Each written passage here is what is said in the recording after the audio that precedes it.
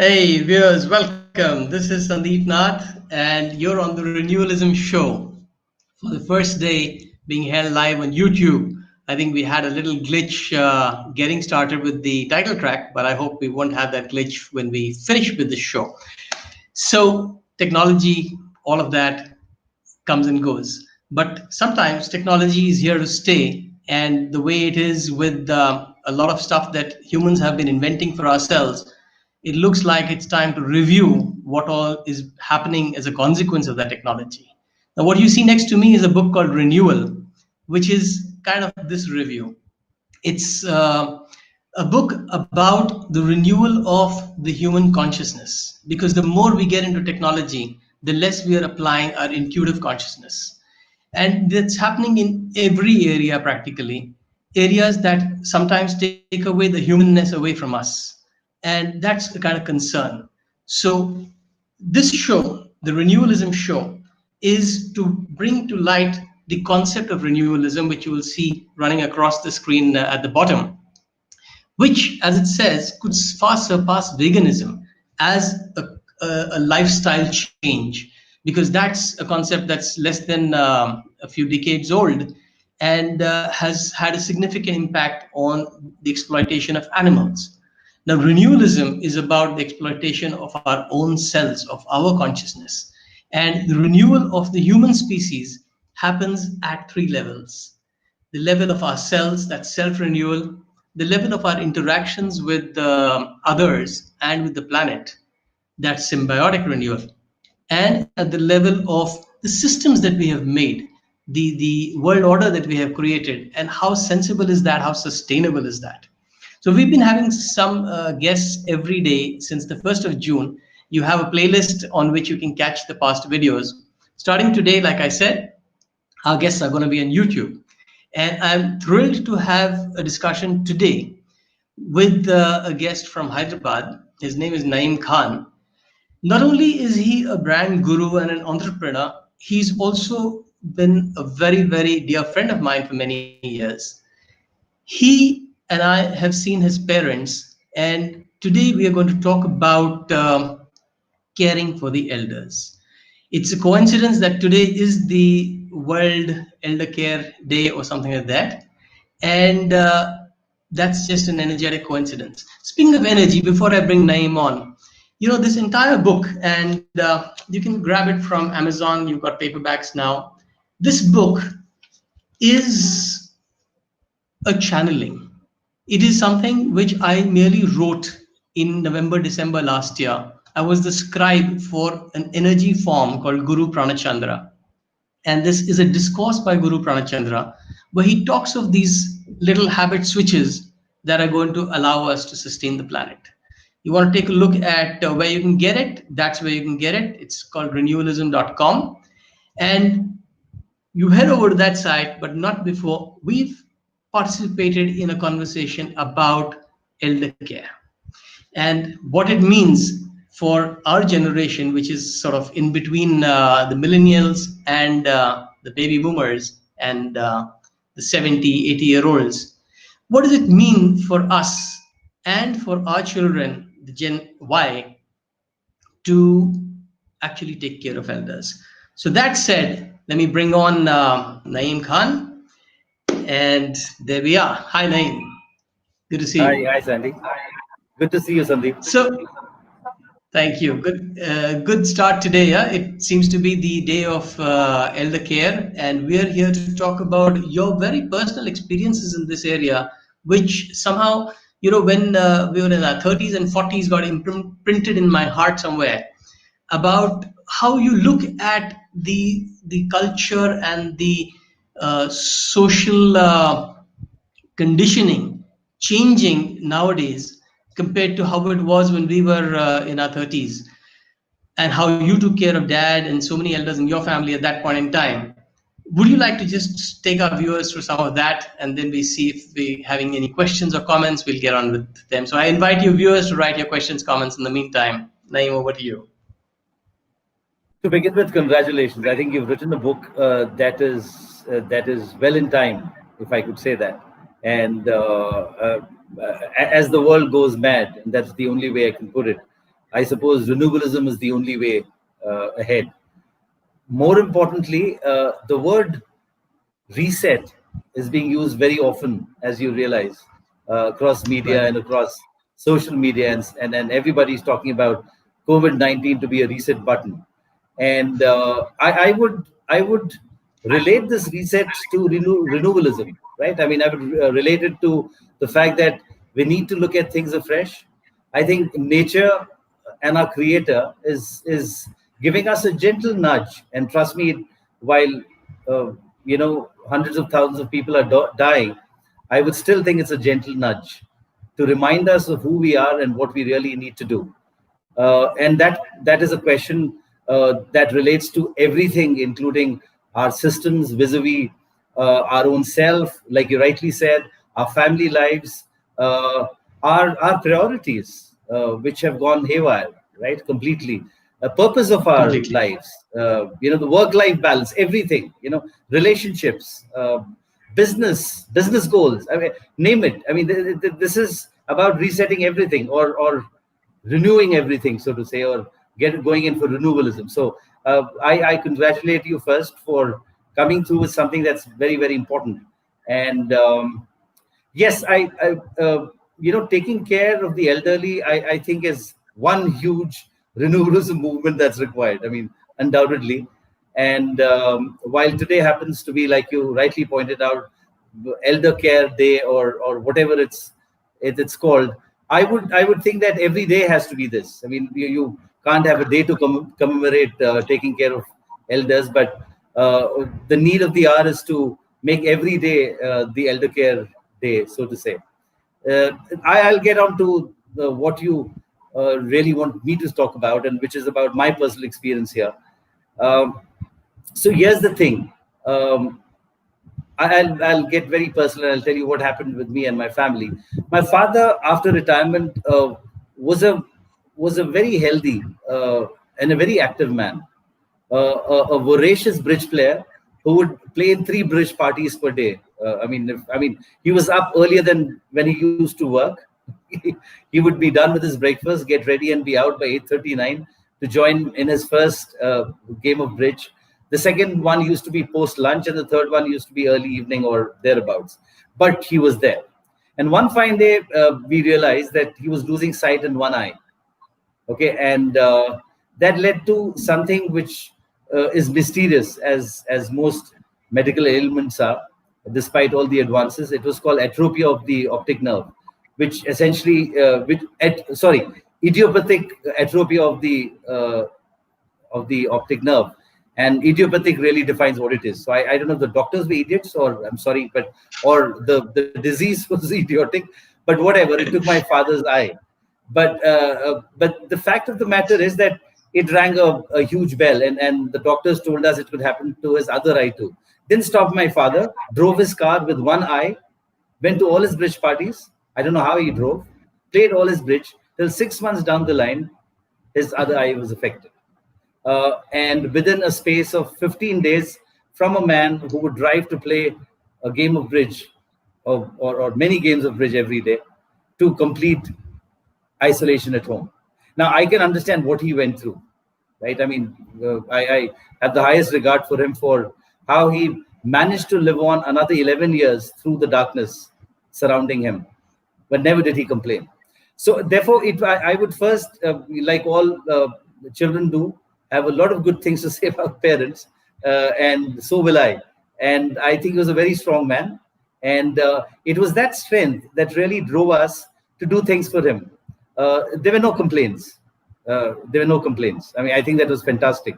He just accepted it. Awesome. So to accept Mm. to accept a handicap that major at that age, I think was phenomenal. So that is again. So that's a lesson. That's a lesson. Which takes me to a very simple point, and on how what we can learn from the elders, which is so important to us, while we believe that we actually taking care of them.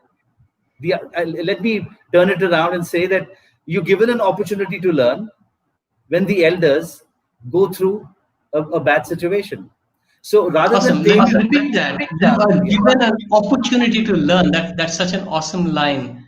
Yeah. Awesome. Yeah. Yeah. So here's the thing. So what I believe is that that gave me and my siblings an opportunity to learn more about life. His handicap and how to handle him, the way he handled himself, taught us so much. Taught us how to handle reverses. So here's the thing: do we say that I and my siblings took care of my dad, or do we say we learned something from him? While yeah, and the thing is that I do believe that we did what I mean. Our Indian culture does, or at least had a very strong binding in terms of taking care of the elderly, and therefore that I think it really was a case where we learned a lot from dad, learned how to handle adversities without complaining. Yeah, and Naeem, if I may interject here, the you spoke of Indian culture, and the whole need for renewal arises from the moral decay that we are undergoing, because this is the culture that Indian or anywhere in the world we are starting to make assumptions about retirement homes and old age communities and stuff like that. Now, what Guru Pranachandra talks of over here is a point that you have experienced, and he urges others to experience. You put it so eloquently, it gives you an opportunity to learn. Because if we are to elevate our consciousness, then we've got to tap into the wisdom that's there. And therefore, the habit that he talks of is called meet elders often. Keeping that bridge with elders is so key, because there is a learning while our ego might think we are taking care. Now, I want to understand from you, because you're also in business, and I dare say some of your clients would be considering real estate ventures that make these old age communities win-win situations for everybody. But while one can go and meet elders often, how satisfying or how comforting would a setup like that be for the elderly? And let's just assume that we had to walk into that Uh, setup. so here's the thing. I think it's a very difficult question, and I'll tell you why. The reason is that if if we as a generation and the generation after us don't pick up the cudgels, don't take up the challenge of taking care of the elderly, they're better off there. If you're going to put them in an apartment, right, and maybe keep a servant or no servant at all, and expect them to handle, what they need is your time. Okay, what people tend to forget is the elderly need your time more than anything else. And but if you say that I'm really taking care of my elders, I've got them an apartment, and there's a car parked down there, there's a driver, there's a chauffeur, and they can go anywhere, and I see them once in a week, and if I'm busy, maybe once in 15 days, well, you're doing no favor. In that case, I think they're better off in a home for the elderly, because they're going to have some company, people to talk to, right? So I don't know where this is going, and I know there's a huge market for that. India is getting on to be an old population, as we all know, and as you get on to be as gray as me someday, and you know, and And be there. So the fact is that that yes, I do not know where we'll be or what's going to happen. So yeah, it's not an ideal situation. The generation below us has to stand up. Maybe they will. Maybe the reset button or renewalism will help them, but we can only hope. right, and to talk to our Gen Y and millennial viewers here, there is a very interesting quote that I'm going to share with you, which is a Sure. piece of advice for you and me. It Yeah. says, mature like a good wine, so people will look at your photo and fondly remember the spirit long after the bottle is trashed. That's the responsibility that today's boomers and people in their 70s they have, because if they become painful and problematic for the generation that is, even if they see sense in supporting, if they even if they see that opportunity to learn and to raise consciousness from the wisdom that is there with the parents, If the parents cannot mature like a good wine, then there are going to bound to be clashes, and that's going to sap everybody's energy. Yeah. So, So yeah, please. yeah, no, very interesting and very important. So you're talking about responsibilities on both sides of the coin, and I completely agree with you. The important thing is that the ability to adjust with changing times and be part of your son or your daughter's life, without that that very obstinate flag of freedom that old people fly and say that Hmm. I want to live this way, could be a major hurdle. You know, uh, could be a very major hurdle because the younger generation neither have the patience nor the time for it. As simple as that. So, if you want to buy into the new reality, buy into their lives, buy into their lifestyle, buy into who they are. Their huge set of values that have changed, things that you may not really like. So, if there's a grandchild who's got a live-in girlfriend there, uh, well, you say, fair enough. You can't say, मैं इस घर में नहीं रहूंगा. I mean, so Yes, that that's an adjustment that's required. fantastic. So it's like there are at least two generations, the boomers and the Gen X, which are perpetually kind of adjusting to the generation ahead of them and the generation after them. Yeah, And that's just the way that we are in this point in time, especially so because of the technological advancements that we were talking about. Because now we have the digital natives, the millennials, you cannot take away their digital equipment because they're born into it. And the thing yeah, is, please. for the elders to understand that that is to be accepted, adapted to, you can take a consciousness into a higher plane, talking about it with the appropriate emotions at the appropriate time, but not going loggerheads about it, and certainly not creating so much friction that it results in breakage.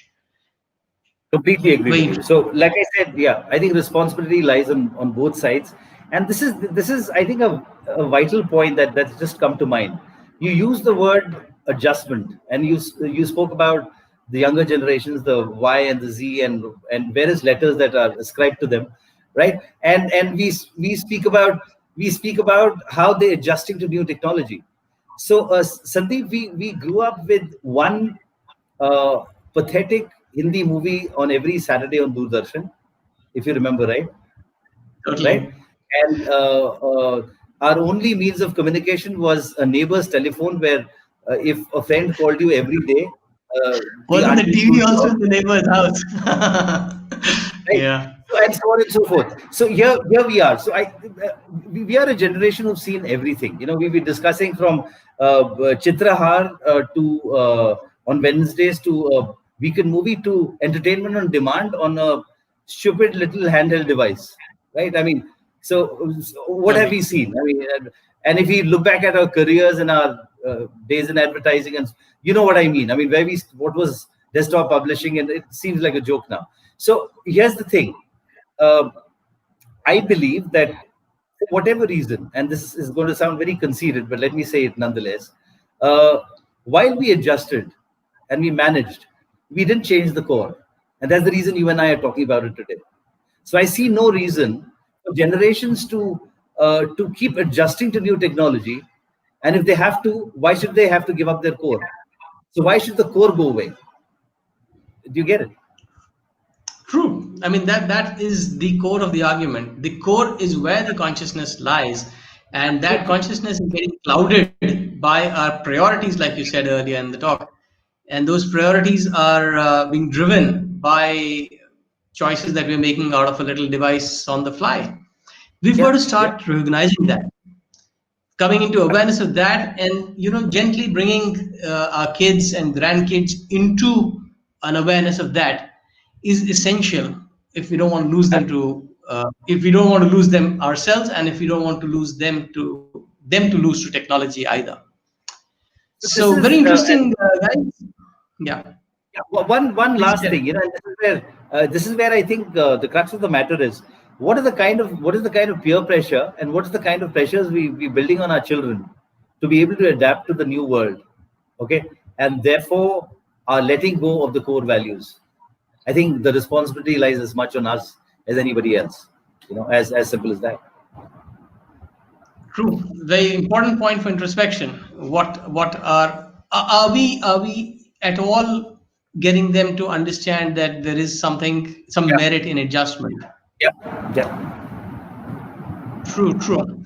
So, guys, discussions like this are what happen on the Renewalism show because changing habits is not something that everybody thinks is easy. Even though Guru Pranad Chandra has given you a formula in this book for changing habits and adopting them, you want to ask your questions and get rid of your reservations, keep plugging them in the comments below because I'm here to look at each one of them and Naim too as he gets time. And we'd love to answer whatever we can for you. You find a lot of answers in the book. So hop over to renewalism.com, grab a copy. It's at a discount there, but you have all the links to Amazon worldwide through there. And keep tuning into this page at 9 p.m. every day. Subscribe to this page, you get a notification. And 9 p.m. is where we're going to have tomorrow a talk on languages, mindfulness through language, the importance of knowing more than just one or two languages. In fact, what is your fifth language is the question she asks. And she's all the way from Mexico. And we're going to have a chat with Maria tomorrow, same time, same place. So subscribe now, and we'll see you tomorrow. Meanwhile, Naeem, before I let you go for the day today, is there anything you'd like to leave our viewers with? um, crunch time. I think two words: crunch time. It's time we understand what we need to do, and I think we all should look at renewalism as a very serious idea that we need to adapt and live. And no better way than to start by reading this book, which, by the way, reminds me of another very important book that I read a long time back, which is called The Celestine Prophecy by an author called Robert Redfield. And I Awesome suggest, book. I suggest you people read that too. It's very racy, very exciting. So, and so is renewalism. Let's start somewhere. That's all I have to say. Well, thank you so much for comparing renewal with the Celestine prophecy, which was in fact an awesome guide on how humanity could shape out. And I think that was about 20 years ago or 20, 30 years ago, Easily, maybe. easily, yeah, And maybe 30 years. we've shaped out, yeah, maybe. We've shaped out very differently because technology was not a factor in those times. And now that it is, renewal is the way to go. Thank you for that comparison, Naeem. Thank Ciao, you. everybody. Have a great evening. Thanks for being here. Thanks, Naeem. Thanks for your comments. Keep them coming and see you tomorrow at 9. Have a great day.